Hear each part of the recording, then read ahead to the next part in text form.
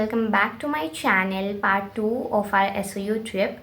तो जैसा कि आपने पार्ट 1 में देखा था कि हम लोग न्यूट्रिशन पार्क गए थे एंड पुणे से बॉम्बे एंड बॉम्बे से Kevadia and all that things हम लोगों ने ट्रेन चेंज की थी एंड बहुत कुछ किया था।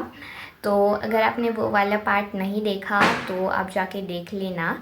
तो पार्ट टू बहुत ज़्यादा अच्छा है बिकॉज़ इसमें बहुत सारी अच्छी अच्छी चीज़ें मैं आप लोगों को दिखाने वाली हूँ।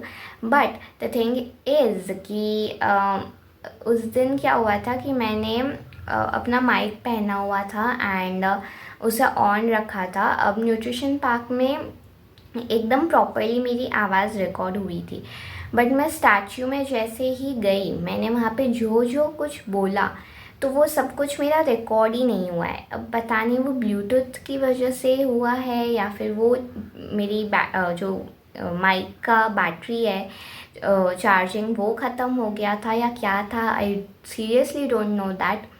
तो जब मैं फूड कोर्ट में बैठी थी एंड मैंने सोचा कि चलो हम देखते हैं कि कैसा रिकॉर्ड हुआ है, कैसी मेरी आवाज़ आई है, तो मैं देखने लगी। तो मैं देख रही हूँ कि एक भी वीडियो में, एक भी क्लिप में मेरा वॉइस रिकॉर्ड हुआ ही नहीं है। Okay, and I was completely shocked because अभी मैं अंदर जा भी नहीं सकती थी, मतलब जा सकती थी बट उसका स्लॉट होता है ना, हमें दूसरी जगहों पर भी जाना था, इसलिए मैं अंदर भी नहीं जा सकती थी एंड अगर वापस से शूट भी नहीं कर सकती थी। तो एक ही ऑप्शन था मेरे पास, वो था डबिंग। तो मैंने बहुत अच्छी तरीके से डबिंग की है, सारी इन्फॉर्मेशन आप तक पहुंचाई है, जो कुछ भी नेसेसरी था वो सब कुछ मैंने बोला है। मैं बस वीडियो के पहले मुझे ऐसा लगा था, उस दिन मैंने डिसाइड कर लिया था कि पार्ट 2 जब मैं बनाऊंगी तो इस व्लॉग के स्टार्टिंग में मैं आपसे आकर खुद बात करूँगी इस इंसिडेंट के रिलेटेड। बिकॉज़ फिर आप लोग सोचोगे कि आर्या के लिप सिंक अलग है एंड वो डबिंग कुछ और कर रही है, वो बोल कुछ और रही है, तो ये सब कुछ पॉसिबल कैसे हुआ। तो वो इस वजह से हुआ बिकॉज़ लिप सिंक से तो मैं अपना डबिंग नहीं कर सकती, राइट। उतना क्लियर तो किसी का भी नहीं होता एंड बिकॉज़ कोई भी क्लिप में मेरा वॉइस ही नहीं था, तो it's very very difficult to dub it. तो इसीलिए मुझे इस पार्ट को बनाने के लिए बहुत ज़्यादा टाइम लगा एंड आई होप कि आप सब लोग इस व्लॉग को बहुत ज़्यादा सपोर्ट करोगे एंड आप लोगों को जो जो भी डाउट्स होंगे आपके मन में या फिर जो भी क्वेश्चंस होंगे वो सारे इस व्लॉग में क्लियर हो जाएंगे बिकॉज़ मैंने बहुत सारी इन्फॉर्मेशन आप लोगों को दी है। कंटिन्यू करो एंड देखो हमारा पार्ट 2।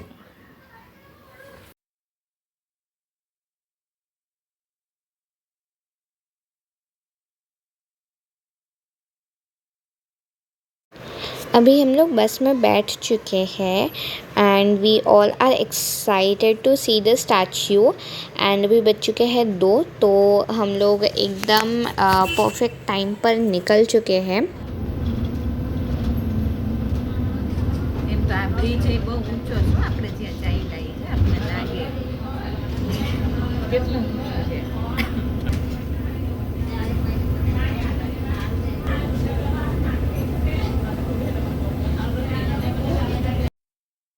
बस से निकलते ही हम लोगों को ये सारे स्टॉल्स देखने को मिल गए एंड यहाँ पर हम लोगों को मैग्नेट्स का भी एक स्टॉल दिखा, तो हम भी अपने घर के लिए लेते हैं मैग्नेट्स।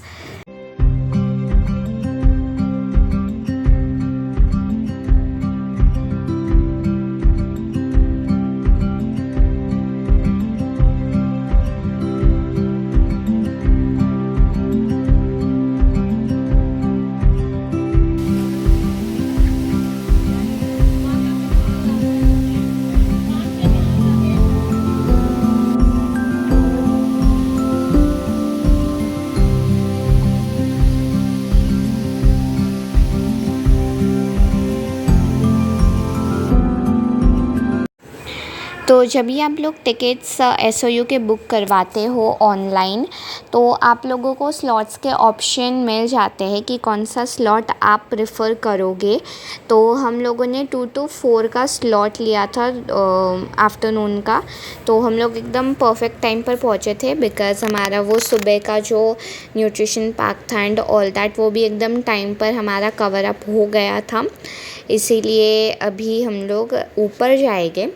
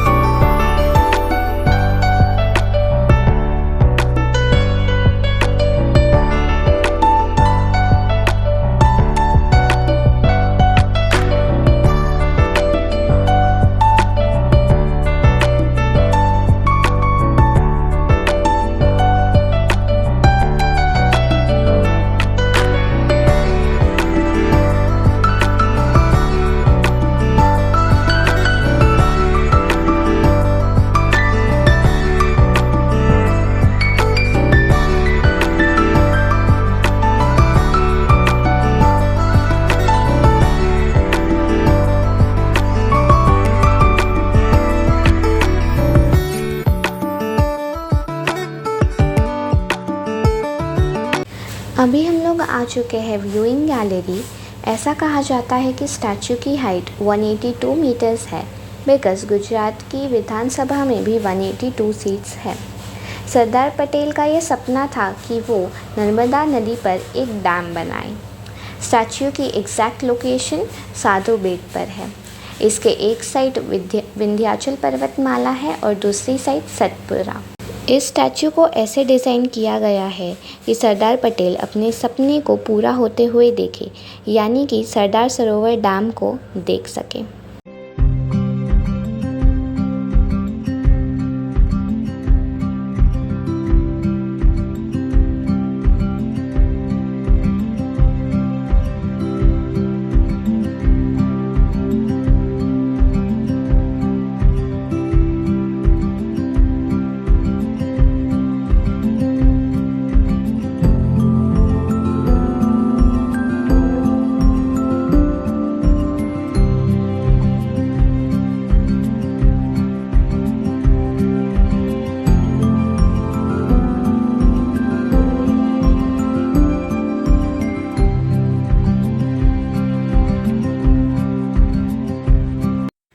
जब आप इस व्यूइंग गैलरी में आते हो तो आपको स्टैचू के अंदर का जो स्ट्रक्चर होता है वो देखने को मिल जाता है। इस स्टैचू को बनाने के लिए 2,10,000 क्यूबिक मीटर सीमेंट कंक्रीट लगा था, 18,500 क्यूबिक मीटर रेनफोर्स स्टील लगा था and 6,500 cubic metre structural steel लगा था। तो ये जो 3 मटेरियल्स है, ये की मटेरियल्स है इस स्टैचू को बनाने के लिए। एंड इसका जो कॉन्ट्रैक्ट था वो L&T कंपनी को दिया गया था एंड इन्होंने काफ़ी जल्दी, यानी कि अप्रॉक्सीमेट 4 इयर्स में इस स्टैचू को हमारे सामने बनाकर रख दिया था। अभी हम बात करते हैं इस म्यूज़ियम की। तो ये म्यूज़ियम स्टैचू के एग्जैक्ट नीचे बनाया गया है। इस म्यूज़ियम में स्टैचू के बारे में, सरदार पटेल के बारे में एंड इस जगह के बारे में इंफॉर्मेशन दी गई है।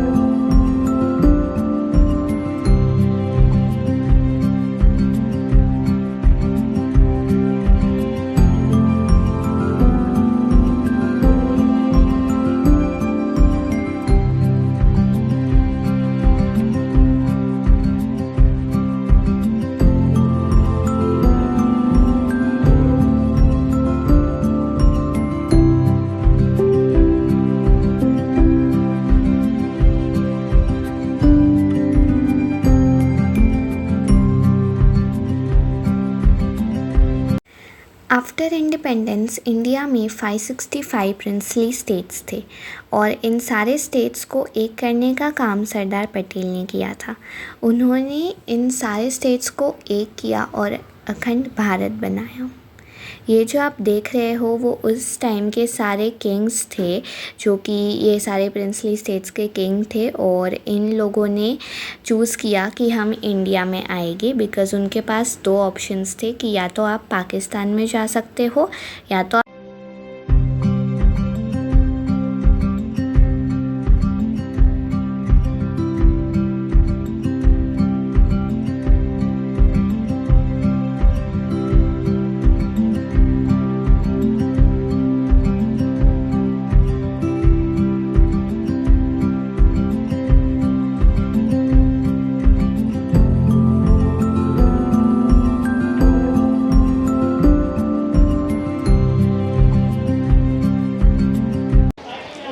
स्टैचू 5 जोन में डिवाइडेड है। जोन नंबर 1 है उनकी म्यूज़ियम, जोन नंबर 2 है उनकी feet and thighs, zone number 3 है व्यूइंग गैलरी, जोन नंबर 4 है उनके shoulders and chest, and zone number 5 है उनका हेड। अब बात कर लेते हैं टिकट्स की। तो यहाँ पे नॉर्मल टिकट स्टार्ट होती है 150 रुपीज़ से, जिसमें हम लोगों को फीट तक जाने देते हैं एंड म्यूज़ियम में भी एंट्री मिल जाती है। सेकेंड टिकट होती है 380 रुपीज़ की, जिसमें हम फीट तक जा सकते हैं, म्यूज़ियम में जा सकते हैं और व्यूइंग गैलरी मतलब जो हम गए थे उनके चेस्ट लेवल पर, वहाँ पर भी जा सकते हैं। एंड थर्ड है एक्सप्रेस टिकट, जिसकी प्राइस है 1030 रुपीज़। एंड इसका प्रॉफिट क्या होता है कि जब हम लोग अगर आप फेस्टिव सीजन में आते हो या हॉलीडेज़ में आते हो जब बहुत ज़्यादा क्राउड होता है, तो अगर आप एक्सप्रेस टिकट लेते हो तो आपको लाइन में खड़ा नहीं रहना पड़ता है। तो हमने एक्सप्रेस टिकट ली थी, बट अनफॉर्चुनेटली आज क्राउड बिल्कुल भी नहीं था। ये सारी सीटिंग अरेंजमेंट्स जो आप देख रहे हो वो रात के लाइटिंग शो के लिए है, जो कि स्टैच्यू पर होती है एंड वो हर टिकट्स में इंक्लूडेड होती है। तो 6:30 का टाइमिंग आप लोगों को दिया जाता है बिकॉज़ यहाँ पे सीट्स फुल हो जाती है, इसलिए आप 6:30 को आ सकते हो, बट शो जो है वो 7:30 to 8 के बीच में चालू होता है। अभी हम लोग आ चुके हैं फूड कोर्ट में हमारा लंच करने के लिए। तो हम लोगों ने एक प्लैटर ऑर्डर किया था और एक प्लेट बिरयानी, जो कि हमने सैफरन में से ली थी। एंड फूड कोर्ट में से स्टैच्यू का एंड माउंटेंस का बहुत ही प्यारा सा नज़ारा देखने को मिलता है। एंड ऊपर से हम लोग मॉनसून के टाइम पर गए थे, तो क्लाउड्स भी एकदम नीचे थे और थोड़ी थोड़ी बारिश आ रही थी, ड्रिज़लिंग हो रहा था, तो बहुत ही ज़्यादा मज़ा आया।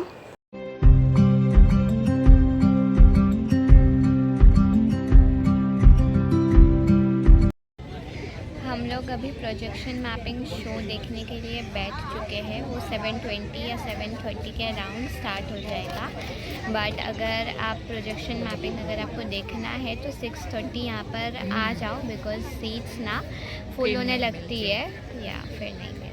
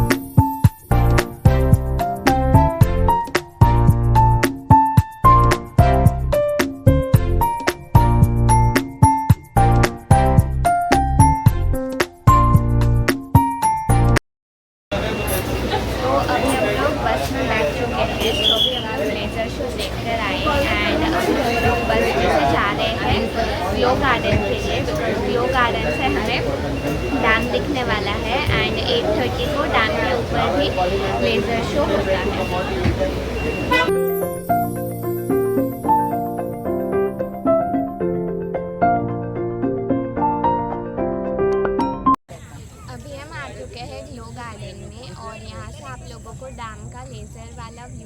जाएगा।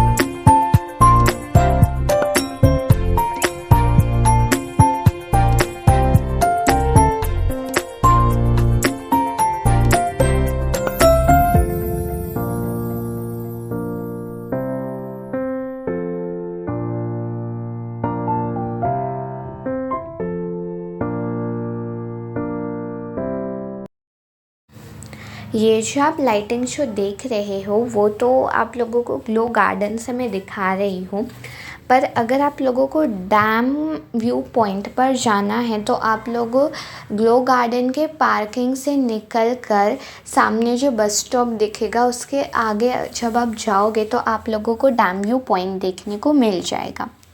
अगर आपको ऐसा नहीं करना है तो आप स्टैच्यू ऑफ यूनिटी से डायरेक्ट बस ले सकते हो डैम व्यू पॉइंट के लिए। तो मेरा सजेशन ये रहेगा कि आप लोग पहले स्टैच्यू से बस ले लेना डैम व्यू पॉइंट के लिए। एंड ये जो शो है वो 8:30 को स्टार्ट होता है एंड हाफ एन आवर का होता है, तो 9 को पूरा हो जाएगा। तो ग्लो गार्डन तो लेट तक ओपन रहता है, 10 to 10:30 तक, तो आप वहाँ पर लेट जा सकते हो। बट लेज़र शो तो आप ज़रूर देखिएगा बिकॉज़ बहुत यूनिक एक्सपीरियंस होने वाला है ये। पार्ट 2 के लिए बस इतना ही। मिलते हैं आप लोगों को पार्ट 3 में। Stay tune for my next part. Bye, keep watching.